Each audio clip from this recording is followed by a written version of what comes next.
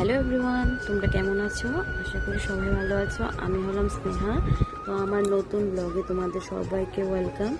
তো সকাল সকাল ঘুম থেকে উঠে ঘরটা মুছে নিলাম, তারপর বিছানাটা গুছাইতেছি, বিছানা চাদরটি ধুয়ে দিলাম। তো টুকিটাকি যতটুকু কাজ আছে এতটুকু তোমাদের সাথে শেয়ার করলাম।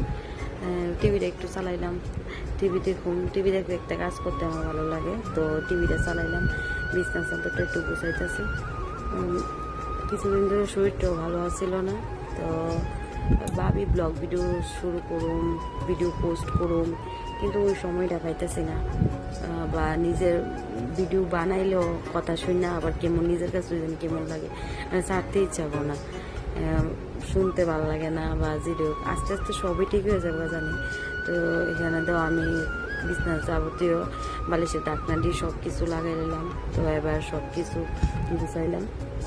ঘরটা পুরো আমার এলোমেলো হয়ে গেছে, কারণ কিছুদিন ধরে কইলাম না শরীরটা ভালো না, তো বুঝাইতে পারতেছি না। তো আজকে বাড়িতেই আছি, দোকানে আজকে যাওয়া লাগছে না, বাড়িতেই রেস্ট করতেছি, শরীরটা খারাপ আছে দেখে। তো টেবিলের অবস্থা খুবই খারাপ হয়ে গেছে, দেখতেই পারতেছি আমার ঘরের কাপড় চোপড় বাস করে ধুয়ে রাখছি, কিন্তু এখন পাইতেছি। তো ঘরটা গুছাই নিলাম। কেমন লাগলো তোমার কাছে? ভালো লাগলে আমার ভিডিও লাইক কমেন্ট শেয়ার করো। তো সকাল থেকে কিছু খাইছি না, তো ভাবলাম কালকে একটু কেক আনছে, এই কেকটা আমার খুব ভালো লাগে, তো করলাম রাত্রে ফোন করে সেটা দোকান থেকে আমার লেগে কেকটি আনতো।